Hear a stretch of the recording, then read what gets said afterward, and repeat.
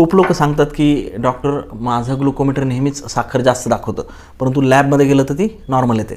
हे बघा, हा फरक जो असतो ना, हा अगदी सामान्य आहे आणि त्यामागं काही महत्त्वाची कारणंसुद्धा आहेत. सगळ्यात पहिलं महत्त्वाचं कारण म्हणजे तुमचं डिव्हाइसचं कॅलिब्रेशन. म्हणजे थोडक्यात तुमचं ग्लुकोमीटर हे तुमचे कॅपिलरी ब्लड किंवा बोटातून रक्त घेतलेलं असतं ते मोजतात आणि लॅबमध्ये तुमचं व्हिनस ब्लड मोजलं जातं.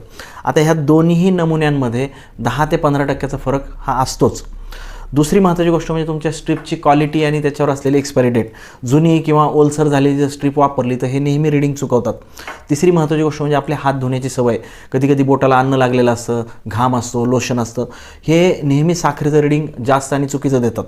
चौथी महत्त्वाची गोष्ट तुमचं टायमिंग. जर जेवणानंतर साखर लगेच चेक केली तर ग्लुकोमीटरमध्ये लॅबोरेटरीपेक्षा जास्त साखर दाखवते. याचं कारण म्हणजे पेरिफेरल ब्लडमध्ये रक्तातली साखर ही आधी वाढत असते.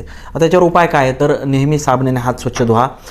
टेस्ट ह्या तुमच्या स्ट्रिप्स ह्या ड्रायच असल्या पाहिजेत.